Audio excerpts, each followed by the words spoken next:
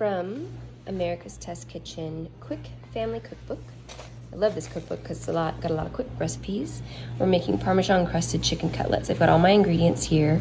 I've got my wire rack in the 200-degree oven, probably just keep the chicken warm while we're frying the other bits. I'm going to use these 3 dishes and distribute my ingredients and then dredge them as they require. I didn't have cutlets, so I cut breasts to the size of about tenderloins. The recipe calls for 6, and I have 3 more than 6. Okay, honey, here's the flour. Eggs, mustard, and chives if using. I don't have chives. I didn't get them purposely because I have green onion and I'd rather just go through those instead of waste them. I got that with my knuckle when I was trying to carry all 3 from the fridge. Oops. Did you know that getting a shell with another piece of shell is the way to do it? Because it runs from your finger. But for whatever reason, it doesn't run from the other shell. It wants 2 tablespoons of Dijon. That's about right. And then I'll go cut up some green onion. Dang. Dang, dang, dang. I don't feel like the fork is still in there. I don't feel like getting out a cutting board and chopping this, so I'm just gonna use scissors. It's easy enough.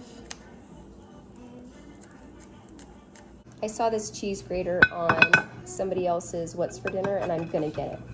Because I've been doing it like this for years, and it's ridiculous how easy it was. This contraption this girl got from QVC, and I need it in my life. Anyway, for now, I'll just grate up what looks to be about 1.5 cups of Parmesan. And then dump the panko in here also, and these will be my 3 dredging stations. I've got a pretty large non-stick pan heating up over there. My husband went and bought it because I don't have a non-stick that big. I spilled some panko in there. And I'm just gonna try to do them all in one pan, despite its warnings to me not to do that. And I'll show you a little trick I use to know when your pan is ready. If you put a piece of chicken in a cold pan, it's just gonna soak up the grease instead of crisp up the outside. It'll literally just soak it, and you'll have really greasy, disgusting pan-fried food. So you have to wait until the grease is ready. Huge can of green beans, and I'm not even gonna drain it.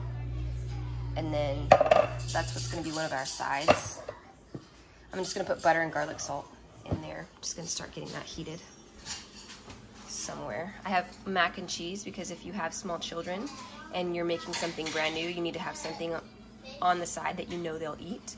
I'm pretty sure they'll eat the chicken because it kind of looks like chicken nuggets, but you never know. So I have some mac and cheese warm and on the side. Stick your fingers in some water.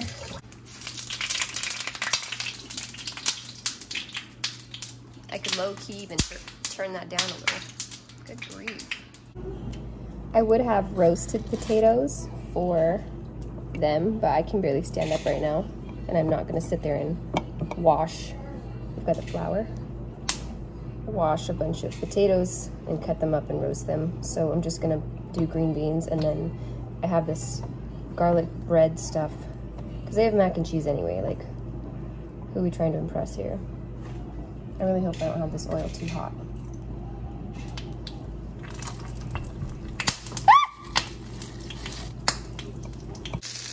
I wasn't even recording. I flipped all the chicken over. I decided that I'm gonna put it in the oven at 375, not 200 like it tells me to, because this bread that I'm making needs to be in at 375. And I feel like I'm gonna have to finish cooking this in the oven, not on the pan, to avoid it burning. So I'm gonna stick these pieces that look pretty crusted right into the oven on that pan. It's cooking. I need to get rid of this, so this is what's going to be the side along with the green beans. It's kind of a mishmash. All right, now that that's cooked, I'm going to drain it off and then add butter and garlic salt.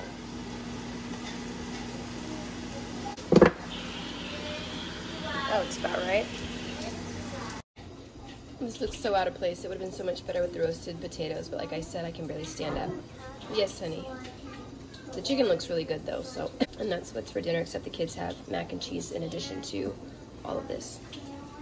And tonight we're having the easiest ever chicken pot pie. Hopefully you can screenshot that if you like, because this was a pretty good recipe. Oddly enough, it told me to use coffee filters. I only had one, so I split it in half and cooked these in the microwave.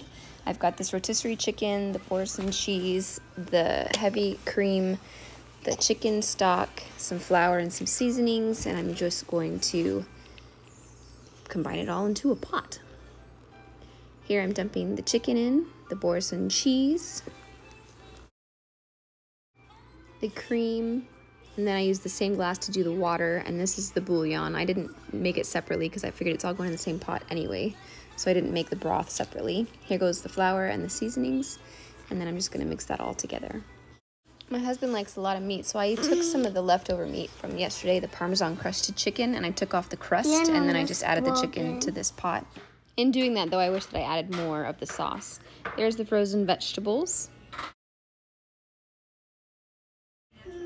Pulling the mushrooms out of the microwave. Next time I'm not going to use brown mushrooms. I'll use the white like they suggested, or just omit them entirely. They didn't really mesh well with the filling. I had this really deep Temptations dish that came with the lid, and I love it so much. I've just christened my cookbook there. This filling is really, it's full. My pie is full, and I meant to put the pie on a sheet pan so that it didn't leak all over the oven, and I absolutely forgot to do that.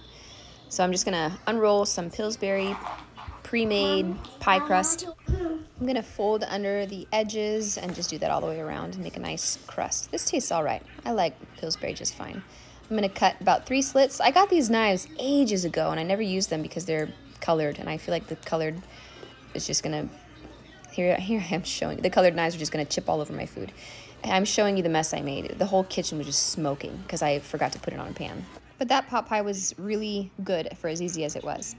Here I'm going to start making some Morning Glory muffins. These were a lot of work, more so than I wanted, and I will probably never make them again just because it was a lot of work for them to taste just all right. I'm peeling up an apple that's been in my fridge for a very long time. That's what inspired this whole thing. And my son there is trying to put the lid on the little chopper. I'm supposed to be grating the carrots and apple, but I'm just using a chopper, which, you want to press the stop? I'm doing a voiceover, baby. They were good, just not worth the effort. If I'm gonna put this much effort into something, it better be fantastic, and it just wasn't there. But I like having them in the freezer so that I can have them as a quick snack. I think it's all done.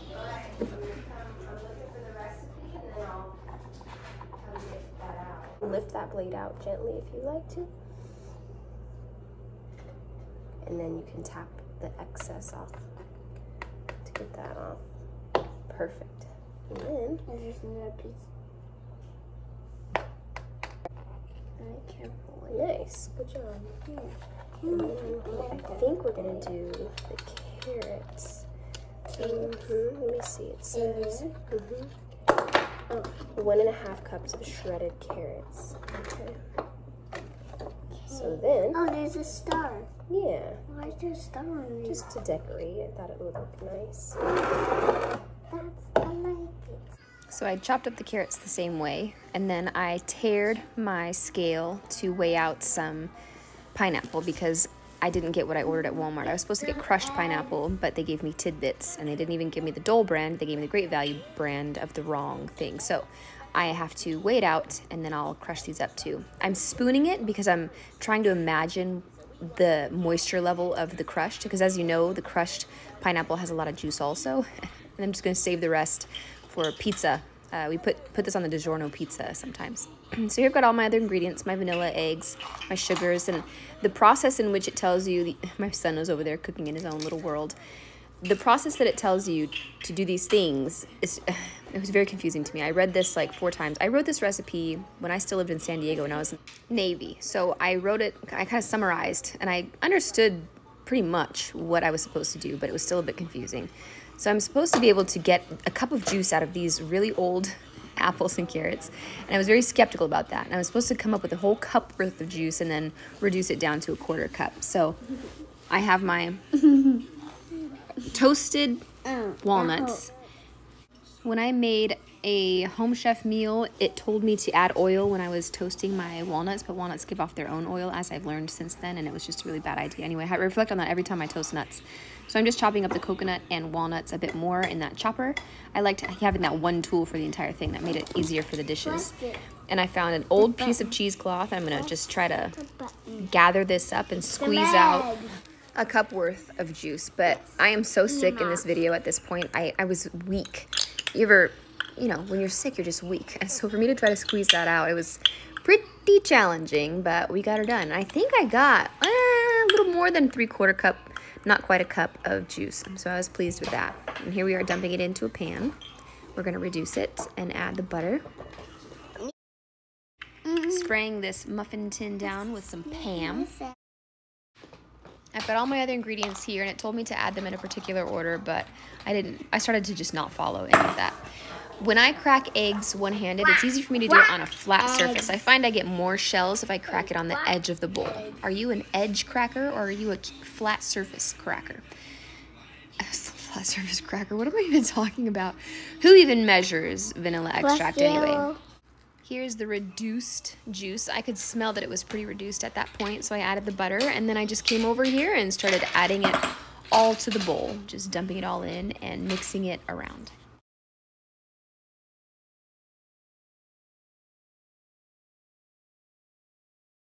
I start struggling at this point because I've got a baby in my arms, and I was trying to scoop things out one-handed, but that's just how life goes when you've got little kids. Here I'm trying to unfold the carrots and not get the cheesecloth all gooey from the rest of the batter. My kids are literally sitting on top of me right now while I do this voiceover. I am so sorry. Anyway, I think the batter looked so beautiful if you look at those carrots. It's just such a nice color. I walked over to the freezer just now and pulled a muffin out of the freezer so I can get a picture, because I have a terrible habit of not taking a picture of the finished product. I'm really trying to get better at that.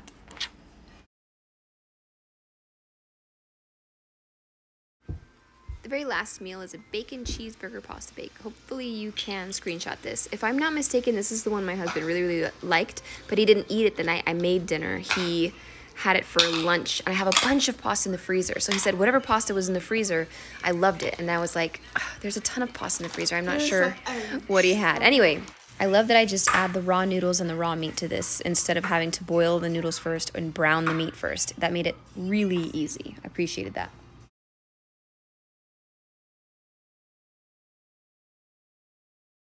Sprinkling some salt on top of that. I love this recipe book. There were so many easy recipes. I didn't have enough tomato sauce, which is what it called for. So I would either have had to, anyway, long story short, I ended up making tomato sauce out of the tomato paste. If you use 1 can tomato paste and 2 cans of the water, it makes 15 ounces of tomato sauce, which is exactly what I needed. So that's what I have there is my makeshift tomato sauce. And then I'm just pouring it right into my garbage bowl because all my other bowls were dirty. And then instead of chopping up dill pickle, I just used this dill relish. And then we put a little Worcestershire sauce in there. Here I am pretending to show that I did it. I was next level that night. The kids were crazy. Dry mustard, some brown sugar that ends up plopping down in there like that. I add some garlic powder and a little too much pepper at that point. I thought it was a little bit spicy for me. Some salt. And then I'm just gonna whisk it all around and pour it on top of the raw meat. It ended up looking like a horror film, but here we are. After it was in the oven for a while, you were supposed to mix it up and then lay the cheese on top. I should have laid the cheese, I should have like torn it up and sprinkled it more evenly, because when it came out of the oven, you could see that it didn't go far. It was also, you crumble some bacon on top of that, put it back in the oven just like this. But when it came out of the oven, you can see the squares of cheese here, where, you know what I mean? So I wish I'd have distributed it more evenly. But this is the pasta for the night. On to the last recipe. The first thing it says is avoid using buttermilk or other flavored biscuits here, and that's all I have is buttermilk. So we're just gonna go with it. Good for the kids anyway, who really cares, right? Kids love pizza, right? Right? Except for Josiah. Anyway, I'm gonna make these. Looks pretty simple. I'm gonna, do I have mozzarella? Oh, the only thing I have is Parmesan. Then I have Gruyere instead of Fontina, and I don't have mozzarella, so we're just gonna do that because kids and cheese, right? Can't go wrong there. They want about 2 ounces. I'd say that's about 2 ounces of cheese, and then they want us to mix it all up.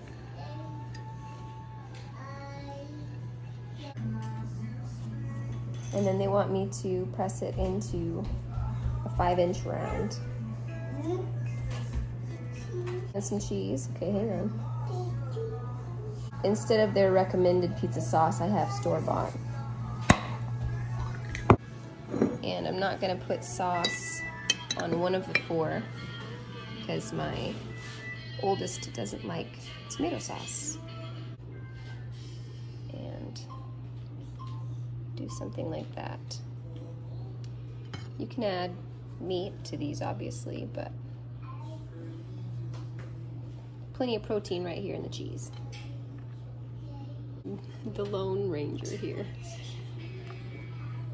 Just like that. In the oven they go. One thing I absolutely didn't do is brush the dough with olive oil. That's okay. And then I stopped recording when I thought I was recording and recorded when I wasn't. So here is the ceiling because I recorded our plates. I was very proud of myself and then laid the camera down. But I wasn't. I was recording then, and when I had hit stop, I'd actually hit start, and now we're looking at the ceiling. So here we are enjoying our dinner that I never showed. Echo. Now restores the confidence of stored internet TV.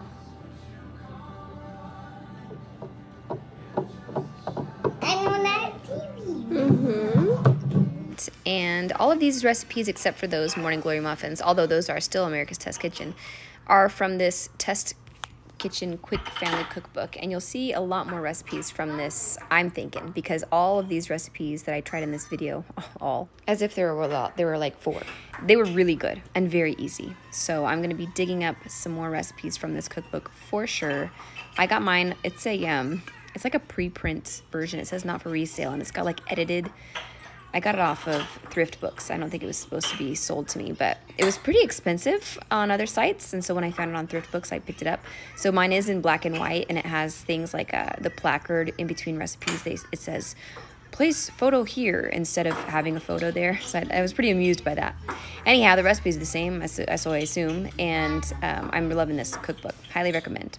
And I really hope that it doesn't bother you that they're not like Pinterest recipes. You can just click in the description. I know a lot of people that do what's for dinner videos have really easy to find recipes, and for me you have to screenshot it on the video, which is probably annoying. So I don't know if that bothers you. I just have a lot of cookbooks, so that's where I glean most of my recipes from. Glean is my word this month. I've been saying that a lot. Wow, I can't stop talking to you guys, so I'm just gonna end this video here, and I will talk to you guys in the next one. Bye.